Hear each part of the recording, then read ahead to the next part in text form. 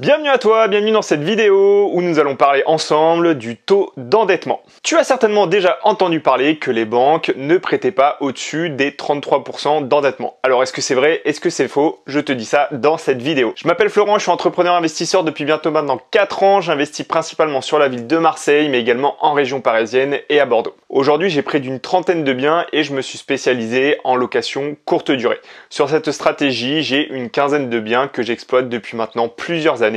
Et à travers ces vidéos, j'essaie de te partager toutes les connaissances et les stratégies que j'ai mis en place en immobilier pour y parvenir. Donc je te fais cette vidéo pour que l'on voit ensemble qu'est-ce que sont ces fameux 33% d'endettement. Qu'est-ce que cela représente concrètement? Comment est-ce que l'on peut l'anticiper? Comment est-ce que l'on peut le calculer? Et si les banques ne prêtent en effet qu'à hauteur de 33% d'endettement, comment font ces investisseurs pour se constituer de gros patrimoines immobiliers? Ont-ils hérité une épargne importante ou peut-être des revenus très élevés? Dans cette vidéo, je réponds à ces questions. Et je te dis comment toi aussi tu peux calculer ton taux d'endettement. Et les parades qu'il existe, les méthodes de calcul pour permettre de passer cette barrière des fameux 33% d'endettement. Car oui, les banques prêtent au-delà des fameux 33% d'endettement, mais pour cela, il faut respecter quelques règles. Déjà, 33% d'endettement, qu'est-ce que ça veut dire? La banque va considérer que tu es en mesure de t'endetter à hauteur de 33% de tes revenus, des revenus de ton foyer fiscal. Donc si par exemple tu gagnes 2000 € par mois, tu devrais être capable de supporter des mensualités de remboursement de crédit jusqu'à 666 € par mois, soit 33% de 2000 €. Ce qui fait un montant d'emprunt d'environ 135 000 € avec les taux actuels d'avril 2020. Sauf que sur ce calcul, il faut également retrancher les charges que tu as. Ton loyer, ton crédit, etc. Donc si par exemple tu es locataire et que tu payes un loyer de 300 € par mois, tu ne seras en mesure de supporter plus que des mensualités de 365 € par mois. J'ai arrondi à 365, soit 73 000 €. Je te l'avoue, ça pèse pas très lourd. Alors pourquoi la banque pratique ainsi? Si tu as regardé mes vidéos, tu as certainement déjà une idée de pourquoi elle pratique ainsi. Tout simplement, c'est parce qu'elle calcule son risque. Elle considère que tu es tout à fait capable de supporter un taux d'endettement de 33% et qu'à ce taux, le risque reste acceptable pour elle. Au-delà, elle va considérer que le risque est trop important puisqu'au moindre accident de vie, au moindre problème financier que tu risques de faire face, tu risques donc d'avoir des problèmes pour rembourser tes crédits. Tu risques d'être mis à mal et d'être du coup en difficulté pour rembourser tes crédits.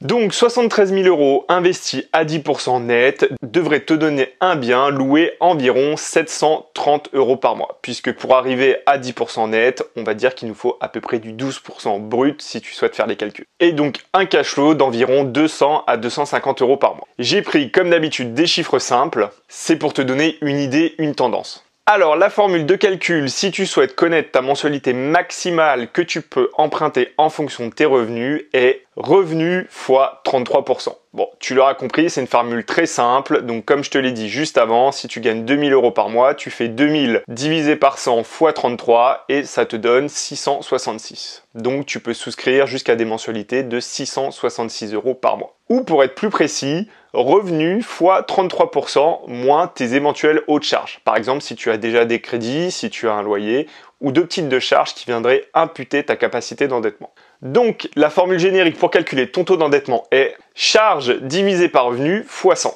Tu auras ainsi ton taux d'endettement. Donc 73 000 € sur 20 ans donne des mensualités de 365 € par mois. 665 € par mois sont les charges que tu supportes, donc ton crédit plus ton loyer de 300 € par mois, et 2000 € par mois sont tes revenus professionnels.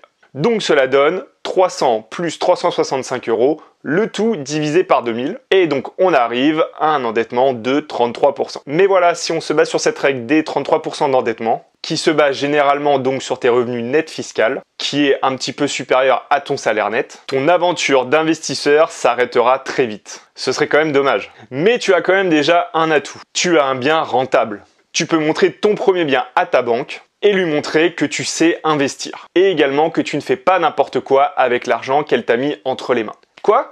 Qui a parlé de Pinel et de défiscalisation dans le neuf? Pas moi en tout cas. Même si on dit généralement que la fidélité bancaire ne paye pas, une bonne relation avec ton partenaire bancaire t'aidera à dépasser ces 33% d'endettement. Puisque nombreux sont les banquiers à ne rien y connaître en immobilier, et d'ailleurs qui pensent tout connaître. On ne prête pas au-dessus de 33%, ni au-delà de 15 ans pour du locatif. Ah bon? Non mais monsieur, vous ne pensez peut-être pas vous enrichir sur le dos de la banque. Eh bien si pourtant. Il faut faire un effort d'épargne tous les mois pour investir en immobilier. Non, non, moi je veux du cash flow positif. Heureusement, tu n'es pas marié avec ta banque. Et tu peux en changer, sauf pour la durée du contrat du prêt qui te lie avec elle. Mais rien ne t'empêche d'aller voir par la suite ailleurs et même de faire racheter ces contrats par d'autres partenaires financiers si ton partenaire bancaire de base ne souhaite plus te suivre. C'est souvent la facilité de faire financer ses premiers biens par son partenaire historique bancaire ou bien de passer par un courtier. Mais crois-tu réellement que c'est si facile d'obtenir son indépendance financière grâce à l'immobilier? Puisque si ça l'était, tout le monde le ferait. Tout le monde irait déposer son dossier chez un courtier et attendrait les doigts de pied en éventail d'avoir son financement puis ses loyers pour recommencer.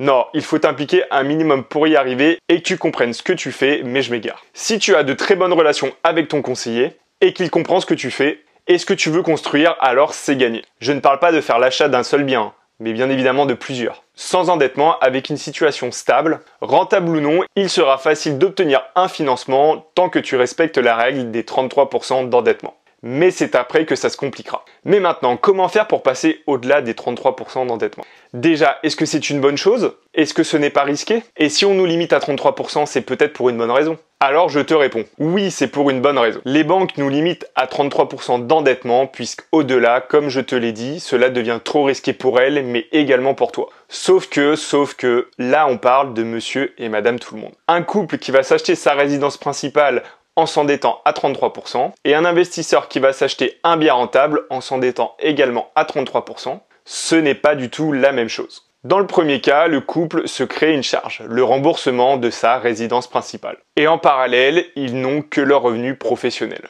Alors que l'investisseur, lui, se crée en plus une nouvelle rentrée d'argent. Et bien évidemment un cash flow puisqu'il a un projet rentable. C'est l'une des raisons notamment qui fait qu'en général, il ne faut pas acheter sa résidence principale en premier. D'ailleurs, j'ai fait une publication sur Instagram à ce sujet qui s'appelle « Faut-il acheter sa résidence principale ?» Tu peux aller la consulter en recherchant mon nom, Florent Richard, sur Instagram. Donc tu te doutes bien qu'en s'endettant par exemple à 45%, le couple risque de commencer à avoir des difficultés pour vivre au quotidien. Alors que l'investisseur, lui, s'il investit intelligemment, ça ne devrait pas trop lui poser de problème et il devrait même avoir plus de revenus qu'avant d'avoir investi. Donc maintenant, pour parfaire un petit peu la première formule qu'on a vue ensemble, donc ça reste exactement la même, mais un petit détail n'avait pas été pris dans le calcul du taux d'endettement, c'est le fait que tu as ta nouvelle rentrée d'argent en tant qu'investisseur, ton nouveau loyer issu de ton projet immobilier. Donc concrètement, comment est-ce que ça se calcule? Donc la formule reste la même, charge divisée par revenu fois 100 pour avoir ton taux d'endettement. Sauf que dans tes revenus, là où tu n'avais inclus que tes revenus professionnels, tu viens y ajouter tes revenus locatifs. Également dans les charges, on va intégrer ton loyer, puisque tes 300 € de loyer que je t'ai présenté dans l'exemple représentent une charge pour toi. Cela peut également être le crédit de ta résidence principale si tu es dans ce cas. D'ailleurs, on a déjà intégré ces fameux 300 € par mois de loyer dans la précédente formule. Concernant tes revenus locatifs, les banques pondèrent les revenus immobiliers, puisqu'elles considèrent que tu vas avoir affaire à une certaine somme de charges et également pour diminuer le risque. Mais finalement, tu te rendras compte avec le temps que ce n'est pas une mauvaise chose, car finalement leurs règles ne sont pas dénuées de sens. Alors des points comme celui-ci, comme la pondération de tes revenus locatifs, pourraient te paraître injustes, mais finalement permettent également toi aussi de te mettre en sécurité et te poussent à aller chercher plus de rendement, plus de cash flow, et tu es donc aussi gagnant. La plupart des banques pondèrent les revenus locatifs entre 0,7 et 0,85 fois les revenus locatifs, mais le plus souvent à 0,7. Cela veut dire que tu vas prendre 70% de tes revenus locatifs pour les intégrer au calcul. Donc en reprenant le même exemple, 2 000 € par mois de revenus, un loyer de 300 € par mois, 73 000 € pour 365 € par mois de mensualité de crédit, et des revenus locatifs de 730 € par mois. Alors cela donne 300 plus 365 € divisé par 2000 plus 730 € fois 0,7, ce qui te donne un taux d'endettement de 26%. Tu remarques ainsi que tu passes de 33% à 26% de taux d'endettement en intégrant dans la formule tes revenus locatifs. Alors maintenant, allons un petit peu plus loin et voyons combien est-ce que tu peux emprunter en plus avec cette technique. Donc 26% d'endettement veut dire qu'il te reste 7,7% d'endettement. soit 175 € de mensualité de crédit. 175 € par mois sur 20 ans, cela représente une enveloppe de 35 000 € que tu peux utiliser pour acheter un nouveau petit bien. À 10% net, cela te donnerait un loyer d'environ 350 € par mois, pour un cash flow, disons, d'une centaine d'euros. Maintenant, on calcule une nouvelle fois le taux d'endettement. Donc cette fois-ci, le calcul est 300 plus 365 plus 175, puisqu'on ajoute le nouveau crédit, le tout divisé par 2000 € plus 730 fois 0,7 plus 350 fois 0,7, ce qui nous donne un taux d'endettement maintenant de 30%. Alors les taux, ou plutôt le taux se resserre. Tu n'as plus que 3% d'endettement disponible. Alors on va s'arrêter là, mais 3% d'endettement, avec cet exemple, ne représente que 83 € de mensualité de crédit, soit environ 17 000 €. Ça risque d'être compliqué de continuer à développer ton patrimoine ainsi. Peut-être un ou deux parkings en fonction du secteur où tu investis. Mais tu remarques que ton taux d'endettement tend dangereusement vers 33%. Et que tu les atteins finalement quand même assez rapidement, même avec cette méthode. Tu passes du premier calcul avec 73 000 € d'endettement sur 20 ans et un cash flow de 200 à 250 € à 90 000 € d'endettement sur 20 ans et un cash flow de 300 à 350 €. Ça met, comme on dit, un peu de beurre dans les épinards, mais tu restes très limité. Alors à ce stade, plusieurs possibilités s'offrent à toi. Tu peux appliquer une stratégie de désendettement. C'est le principe de reculer pour mieux sauter. D'ailleurs, tu peux aller voir ma vidéo où je traite de ce sujet-là, où je parle de la stratégie à adopter en immobilier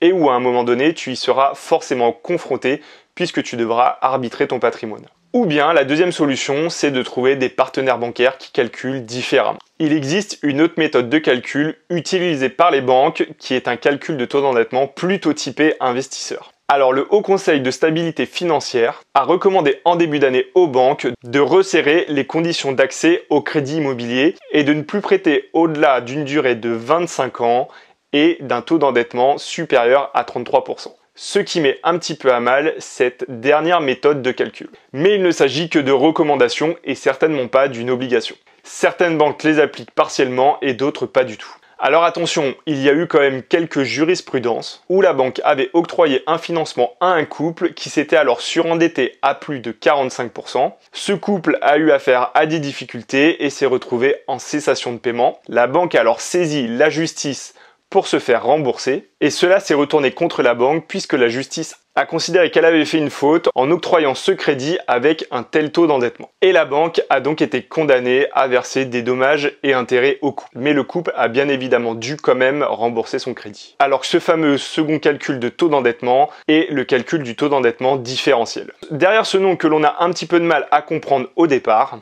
se cache une méthode de calcul à l'avantage des investisseurs, puisqu'elle va permettre de faire considérablement descendre ton taux d'endettement sans l'annuler complètement, mais en laissant tout de même une belle marge de manœuvre. Alors pourquoi différentiel? Parce que plutôt que d'ajouter le loyer pondéré à tes revenus, on va cette fois calculer la différence qu'il y a entre tes charges et tes loyers pondérés. Donc la formule de calcul est charges moins revenus pondérés, donc revenus fois 0,7 divisé par tes revenus. Ce qui donne, avec notre dernier exemple à 30% de taux d'endettement, 365 plus 175 moins 730 plus 350 fois 0,7 plus 300 €, le tout divisé par tes revenus, 2000 € par mois. Ce qui nous amène à un résultat de 4% d'endettement.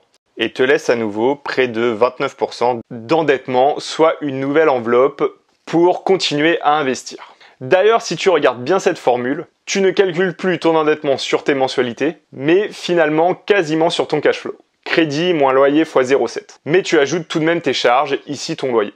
Dans cet exemple, la partie du calcul crédit moins loyer fois 0,7 est positive, mais finalement la pondération des loyers à 0,7 permet de prendre en compte la totalité ou la quasi-totalité de tes charges que tu peux avoir sur la vie de ton bien. Charges de copropriété, taxes foncières, assurance, charges courantes, etc. Si cette partie devenait négative avec un très bon cash flow, alors tu te rends compte que finalement c'est un petit peu la porte ouverte à un endettement illimité. Alors, si on continue notre exemple de tout à l'heure avec 4% d'endettement et ce mode de calcul, tu peux à nouveau t'endetter de 500 € par mois sur 20 ans. Cela représente 100 000 €.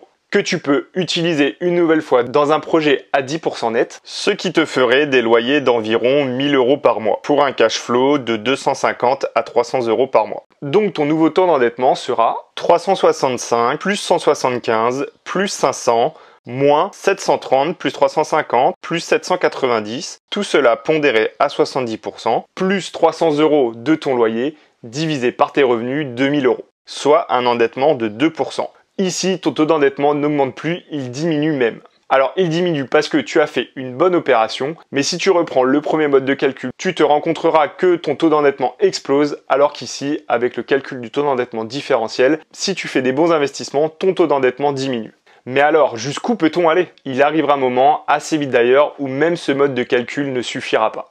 Puisqu'il y aura un montant d'encours par rapport, alors soit à tes revenus ou tout simplement par un montant d'encours trop important dans la banque, qui feront que la banque ne te suivra plus sur tes projets. Certaines banques appliquent le principe, par exemple, de 5 à 6 ans de tes revenus professionnels en encours. Donc si tu gagnes 2000 € par mois, la banque commencera à te bloquer au-dessus de 150 000 € d'encours. Cela ne veut pas dire qu'elle ne te prêtera pas, mais certains groupes bancaires ont des pouvoirs de décision, c'est-à-dire qu'elles ont la capacité de dire oui ou non à un prêt immobilier directement en agence, sans se référer à un N+1, à un N+2 ou à une entité supérieure au niveau hiérarchique. Et ces règles sont parfois des garde-fous au-dessus desquels elles ne peuvent pas se déroger et sont obligées de demander l'aval de ce fameux N+1, N+2 pour accorder le prêt. Dernier point que je voulais aborder avec toi avec ce taux d'endettement de 33%. J'espère que tu as bien compris qu'il s'agissait d'une règle que tu pouvais outrepasser par différentes méthodes. Ce ne sera pas toujours simple et tu devras parfois ruser, mais c'est tout à fait possible. Et sache également que la banque utilise aussi beaucoup un dernier paramètre qui s'appelle le reste à vivre. La vie a un coût pour quiconque. Il faut se loger, se nourrir, se déplacer, et ainsi de suite. Si on prend deux personnes avec exactement le même train de vie, le premier gagne 2000 € par mois et le second gagne 10 000 € par mois. Tous les deux s'endettent à hauteur de 33%. Le premier aura un reste à vivre de 1333 € par mois, tandis que le second aura un reste à vivre de 6666 € par mois. Là, tu te rends compte que ce n'est pas la même chose et tu comprends ici qu'il faut prendre un ensemble de paramètres pour appréhender ce fameux taux de 33% d'endettement. Et que dans le second cas, il paraît tout à fait cohérent de dépasser ce taux d'endettement de 33% puisqu'il a un reste à vivre qui est très confortable.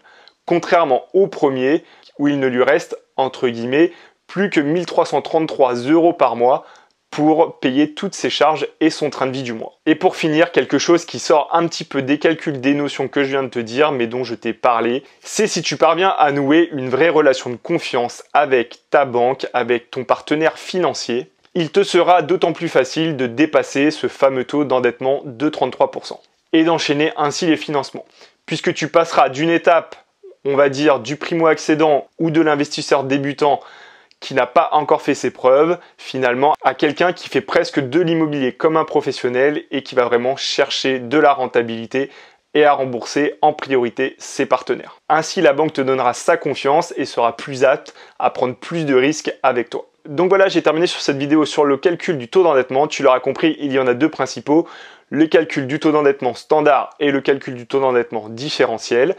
Le calcul du taux d'endettement différentiel a un très gros avantage pour les investisseurs puisqu'il est largement à son avantage comparé au taux d'endettement classique où disons qu'il est un peu plus à réserver pour des personnes qui font de l'immobilier à titre personnel comme pour de la résidence principale, puisque je te le rappelle, la résidence principale sera pour eux une vraie charge, même s'il se constitue un patrimoine, mais finalement un investisseur se constitue aussi un patrimoine lorsqu'il fait de l'investissement immobilier, sauf qu'il a une rentrée d'argent supplémentaire que la personne qui achète sa résidence principale n'aura pas. Donc tu l'auras compris, les 33% de taux d'endettement ne sont pas inscrits dans le marbre. Tu peux l'outrepasser, ce ne sera pas toujours simple. Il est très important de t'entourer des bons partenaires financiers et de bien ficeler ton dossier pour y parvenir, c'est-à-dire de faire des investissements rentables, de les mettre en avant pour que la banque te fasse confiance et te suive au-delà des 33%.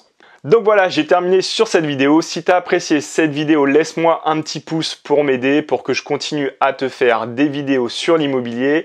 Tu peux également me retrouver sur les réseaux sociaux en cherchant Florent Richard sur Instagram et sur Facebook, Florent RCD. N'oublie pas également d'actionner la petite cloche juste en bas de la vidéo pour être informé de mes prochaines vidéos.